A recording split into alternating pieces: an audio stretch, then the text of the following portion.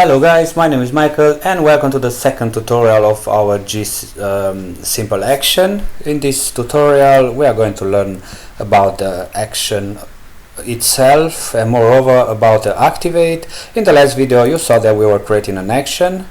Basically we create a function called create actions, and there inside it we were creating the first action which we needed. Now the next thing which I'm going to present you, it will be the signals which are provided for our where is it, right here, the signals which are provided for our action. In this case we have two. Now at this point we are going to talk only about one, which it is called activate. The activate signal, it says, indicates that the action was just activated, in other words was clicked in our case, but you can also activate it programmatically. You will see later about it.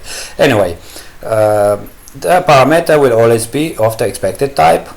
The parameter type specifies when the action was created and so on. If an incorrect parameter type given, then the activation of action, when activating the action, this signal is not emitted, and so on. Okay, in other words, Science 2.40, you can also work with null parameters. So let me catch this activate signal, which I'm going to do it right here. G signal. No, sorry. I'm in the wrong place. I'm going to do it right here. G signal underscore signal connect. Here we need on the new action, basically we need the activate. G callback function will be the activate callback, and we are going to say null. Now let us create the activate callback. Static void activate callback, and the activate callback which we need to create it is not a random activate callback which you may think. It is an activate callback which you need to create it based on the activate signal. As you can see, we have three arguments right here. The first one is the action, the second is the parameter, which is a G variant type, and the last one it is a pointer, user data. So this is what we need. So G simple action G variant parameter, and of course the G pointer data or user data. Now because we have them, we can now say G print the item was activated or clicked, whatever how you want to call it.